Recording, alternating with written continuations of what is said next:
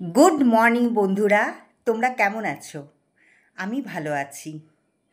বলি তো ভালো আছি, কিন্তু সত্যি কি আমি ভালো আছি? কারণ দেখো, এই যে সকালবেলা উঠে সেই একঘেয়েমি জীবন, কাজ আর কাজ। তা সারাদিন কি আর কাজ করতে ইচ্ছে করে? আমার কিন্তু একদম ভালো লাগে না। কিন্তু কি বলো তো, আমি বাধ্য। কারণ আমি যদি এই কাজকর্মগুলো না করি, তাহলে পরে তো আর কে করবে বলো? আর আমি এই কাজকর্মগুলো একটু বাধ্য হয়েই করি। কারণ আমি যে ব্লগিং করি এবার ধরো, আমি তো ব্লগিং করছি, এবার আমি যদি ঘরে বসে থাকি চুপচাপ, তাহলে পরে আমি তোমাদের সাথে কী শেয়ার করব বলো? তা সেই জন্য আমাকে আমার কাজকর্মগুলো তোমাদেরকে দেখিয়ে তোমাদেরকে আনন্দ দিই। কারণ অনেকে বলে যে ব্লগিং কী দেখিস, ব্লগিংয়ে কী দেখায়, ওই তো সেই ঘর ঝাড়া, ঘর মোছা, এগুলোই দেখায়। কিন্তু আমি বলবো না, কারণ এই ব্লগিং দেখেই কিন্তু আমি কাজের খুব উৎসাহ পেয়েছি। সেই জন্যই কিন্তু আমি ব্লগিং করি। আর আগে আমি একদম কাজ করতে ভালোবাসতাম না। মানে একদিন যদি কাজের লোক না আসতো, তাহলে পরে না আমার মাথা গরম হয়ে যেত যে আজকে আমি কি করে মানে সারাটা দিন আমি চলবো। কারণ আমাকে বাসন মাজতে হবে, ঘর ঝাড়তে হবে, এগুলো ভেবেই জানি আমার ভয় লাগতো। কিন্তু কি বলো তো, ব্লগিং জবের থেকে আমি দেখা শুরু করেছি না, তবের থেকে না আর এই সব ভয়গুলো আমার ভেতরে নেই। কারণ আমি মানে ব্লগিংয়ে এইসব সবার কাজকর্ম দেখে, তারপরে সবার খাওয়া দাওয়া দেখে, মানে অনেক কিছু শিখে গেছি আমি।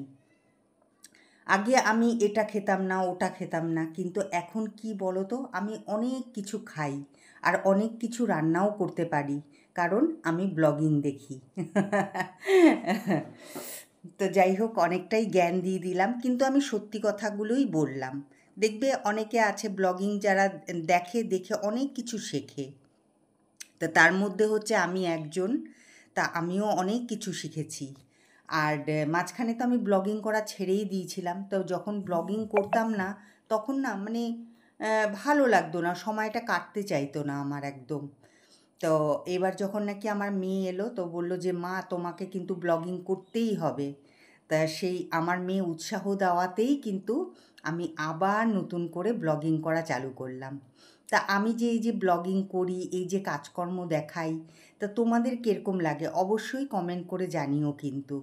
কারণ তোমরা যদি কমেন্ট না করো, তাহলে তো আমি বুঝতেই পারবো না যে আমি যে ব্লগিং করছি সেটা ভালো হচ্ছে কি মন্দ হচ্ছে, সেটা মধ্যে কোনো ভুল আছে কি না। যদি কমেন্ট করো যে না, হ্যাঁ এটা ভালো হচ্ছে, এরকমভাবে করো, ওরকমভাবে করো, তাহলে অবশ্যই আমি তোমাদের কমেন্ট অনুযায়ী চলার চেষ্টা করব। তা দেখতেই পাচ্ছ যে সকালবেলায় ঘুম থেকে উঠেই কিন্তু আমি একদম মানে এনার্জেটিক হয়ে একদম সব কাজকর্ম শুরু করে দিয়েছি। প্রথমে তো বিছানা তুললাম, সে তো তোমরা দেখলেই। বিছানা তুলে কিন্তু আমি বসেছিলাম না, দেখতেই পাচ্ছ যে এখন আমি ঘরটা ঝেড়ে নিচ্ছি। কারণ কি বলো তো, আমি পরপর কাজগুলো করে নিই এই কারণেই যে যাতে পরে কুড়েমিটা না ধরে যায়। বসে গেলেই কিন্তু কুড়েমি ধরে যাবে। দেখবে একটা জিনিস খেয়াল করবে যে কাজ করতে করতে যদি একটু বসে যাও না, যদি গল্প করো কারোর সাথে, তা দেখবে যে আর কিন্তু পরে কাজকর্ম করতে ইচ্ছে করে না। সকাল থেকে তো তোমাদের সামনে আসার সুযোগই হয়নি, তো দেখতেই তো পেলে যে কত বিজি ছিলাম আমি। তা এখনও কিন্তু আমার সব কাজ হয়নি। এখন আমি ব্রেকফাস্ট করব, আর ব্রেকফাস্টে আজকে করব হচ্ছে রুটি আর আলুর তরকারি। একদম সিম্পলভাবে করব, কারণ যা গরম বাইরে, ভীষণ রোদ বাইরে। তো সেই জন্য ভাবছি যে একদম প্লেন রুটি আর সিম্পলভাবে আলুর তরকারি করব। তো এখন এই ব্রেকফাস্টটা তৈরি করে আমি আবার চলে যাব হচ্ছে দোকানে, কারণ শঙ্কর যাবে আবার কালচিনিতে।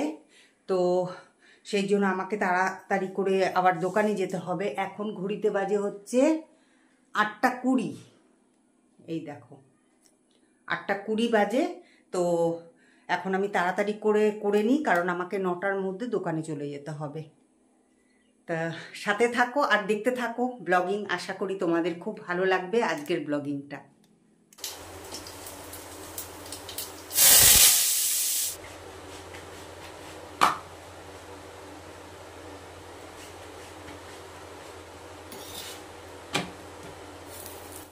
এখন ঘড়িতে বাজে পাক্কা 9টা।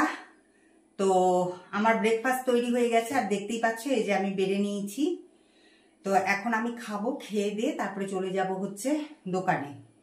তো তোমাদেরকে তো বললামই, এখন তাড়াতাড়ি করে খেয়ে দিয়ে যাব, তারপরে শঙ্কর যাবে হচ্ছে কালচিনি। তা আমি খেয়ে নিই, আর তোমরা সাথে থাকো আর দেখতে থাকো আমার ব্লগিংটা।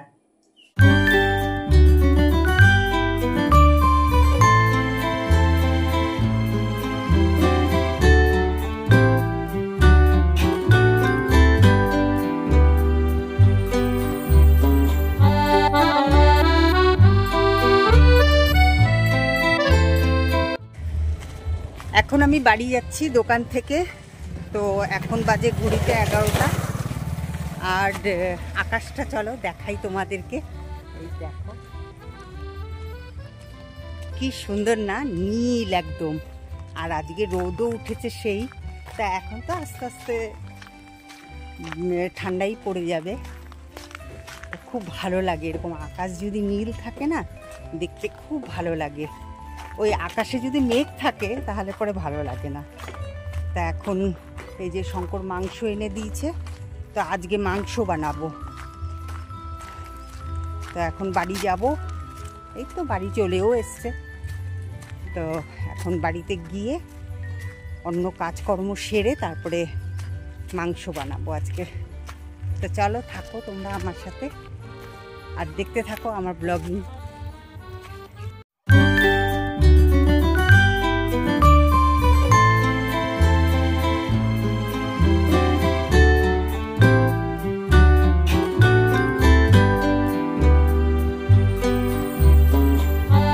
দোকান থেকে এসে অনেকগুলো কাজ কিন্তু আমি একসাথে সেরে ফেললাম। যেরকম আমার ডাল হয়ে গেছে, ভাত হয়ে গেছে, তারপরে আজকে তো তোমাদেরকে দেখালাম যে মাংস করব, তার জন্য আমার মশলাও রেডি করা হয়ে গেছে। এখন জাস্ট খালি আমি মাংসটা রান্না করব। তা চলো তোমাদেরকে একবার দেখিয়ে দিই ডাল ভাত তারপরে আজ মাংসটা আমি কিভাবে করব সেটা তোমাদের সাথে শেয়ার করব। তা চলো দেখে নাও একবার।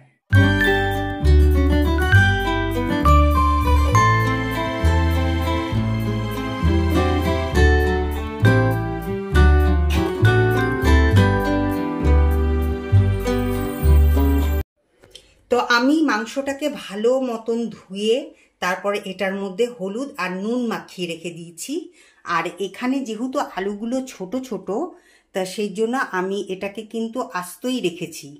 আর এরকম না আমার মাংসের সাথে খেতে খুব ভাল লাগে, এরকম ছোট ছোট আলু হবে আর এরকম গোটা গোটা থাকবে।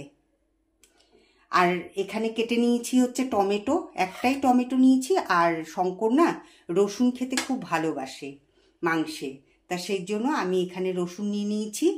আর এই যে দেখতে পাচ্ছ গ্রেটারটা, এই গ্রেটারটা দিয়ে আমি এখানে আদা আর রসুন গ্রেট করে নিয়েছি। আর এখানে পেঁয়াজটাকে কুচি করে নিয়েছি। মাংস তো সবাই রাঁধতে পারে, তবে কি বলতো কাটার ওপরেও কিন্তু অনেক সময় মাংসের টেস্ট আলাদা হয়, তাই না? যেরকম আমি আজকে মাংসর রসুন আর আদাটা যেরকম গ্রেট করে নিয়েছি, তা আজকের কিন্তু মাংসের টেস্টটা একটু আলাদা হবে। আবার থেতো করে নিলে তার টেস্ট আলাদা হয়, আবার মিক্সিতে পিষে নিলে তার টেস্ট আলাদা হয়। তা তোমরা ট্রাই করে দেখতে পারো যে আমার এই কথাটা ঠিক কিনা। তা চলো আর দেরি করব না, এখন ঘড়িতে বাজে হচ্ছে 12টা 5। তো আমাকে তাড়াতাড়ি করে রান্না করতে হবে, কারণ শঙ্কর আবার চলে আসবে। তো চলো একটু দেখাই তোমাদেরকে যে আমি মাংসটা কিভাবে রান্না করছি। প্রথমে আমি আলুগুলোকে একটু ভালো করে ভেজে নেব।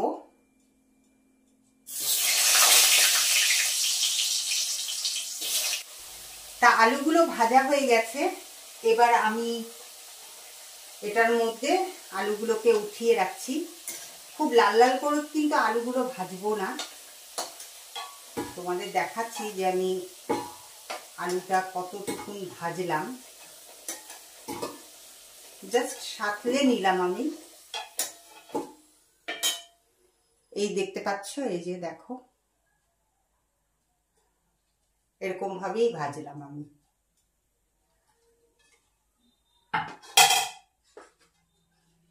এবার মাংসটাকে আমি ছেড়ে দেব তেলের মধ্যে। আগে মাংসটাকে ভেজে নেব, তারপরে সব মশলা দেব।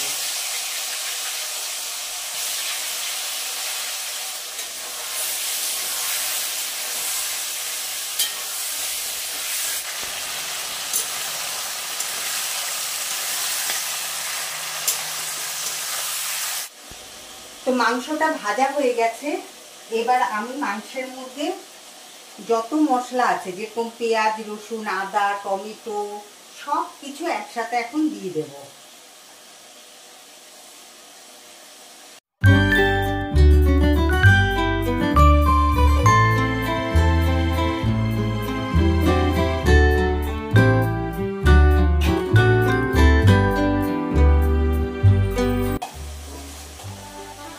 এই রসুনগুলোও দিয়ে দিচ্ছি, কারণ যেহেতু এটা মুরগির মাংস তো তাড়াতাড়ি হয়ে যায়, তা সেই জন্য এগুলোকে এখনই আমি দিয়ে দিচ্ছি। টমেটোও দিয়ে দিচ্ছি সাথে।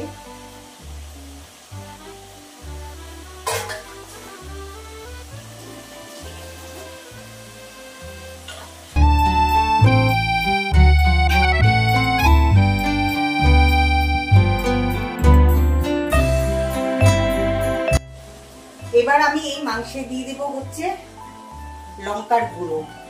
তা লঙ্কার গুঁড়োটা এটা মানে রঙও হয়, আবার একটু ঝালঝালও হয়। আর আজকে আমি কাঁচা লঙ্কাগুলো দিলাম না, কারণ কি কাঁচা লঙ্কাগুলো আমি বাইরে রেখে দিয়েছিলাম প্লাস্টিকের মধ্যে, তো সব মানে পচে গেছে। তা সেই জন্য আজকে আমি লঙ্কার গুঁড়ো দিয়ে আমি রান্না করছি। তবে সেরকম ঝাল হবে না, এটা অতটা ঝাল না এই লঙ্কার গুঁড়োটা, তবে কালারও আসে, আবার ঝাল ঝালও হয়, ভালো লাগে খেতে।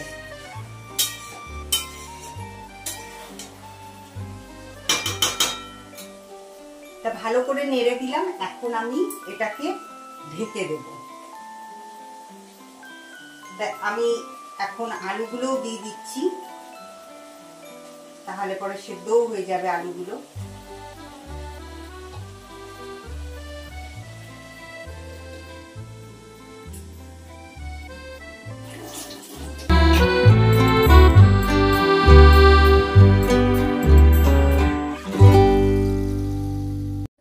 তো ওইদিকে তো দেখলেই যে আমি মাংস বসিয়ে দিলাম।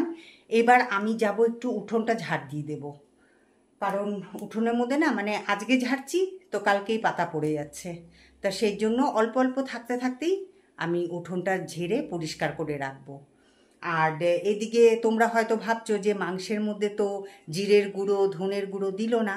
না, আমি দেব না, কারণ আমার এরকম খেতেই ভালো লাগে। তা তোমরাও রান্না করে দেখো যে জিরের গুঁড়ো, ধনের গুঁড়ো ছাড়া, তো এটাও ভালো লাগে। আমি এসছি উঠোন ঝাড় দিতে, আর এদিকে দেখো বিড়ালটাকে ম্যাও ম্যাও করতে শুনে দেখে আমি এখানে আসলাম। দেখো কি একটা ধরে নিয়ে এসছে। তো চলো তোমাদেরকে ব্যাক ক্যামেরা করে দেখাচ্ছি।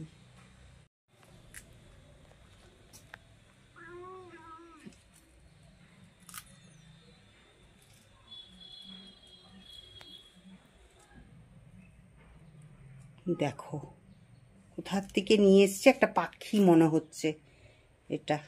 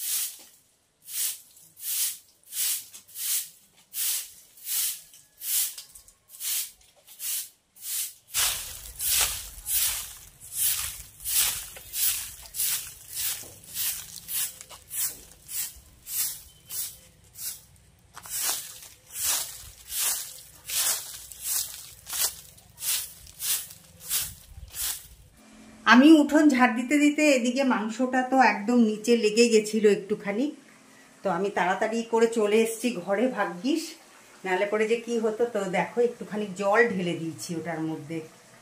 আর ওইদিকে আলুগুলো যেহেতু সেদ্ধ হয়ে গেছে, তা সেই জন্য আলুগুলোকে উঠিয়ে রেখে দিয়েছি। আর এটার মধ্যে একটু জল দিয়ে এবার আরেকটু ভালো করে কষিয়ে নেব।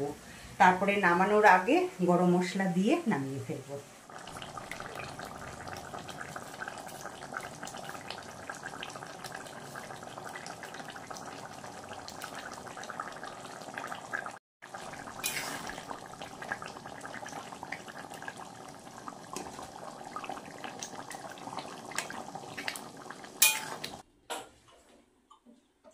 জলটা একটু করে দিই।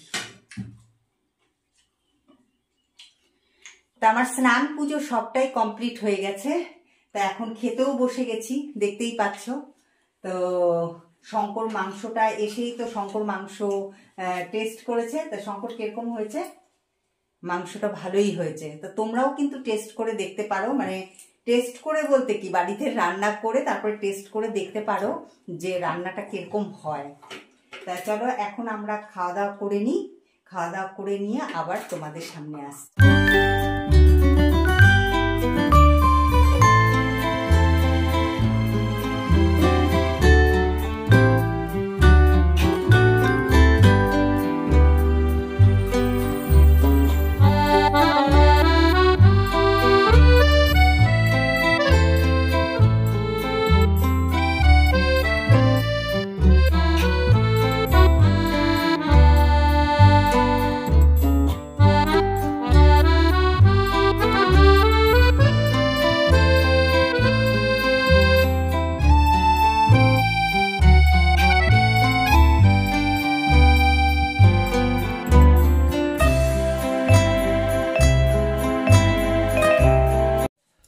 ঘড়িতে বাজে 5:45 আর ওইদিকে বাইরে হয়ে গেছে সন্ধে। তা আমার সন্ধেবাতিও দেওয়া হয়ে গেছে। বাইরেটা দেখাই তোমাদেরকে, একদম সন্ধে লেগে গেছে। এই দেখো, বাইরে লাইটও জ্বালিয়ে দিয়েছি। আর এইদিকে দেখো সন্ধেবাতিও দিয়ে দিয়েছি।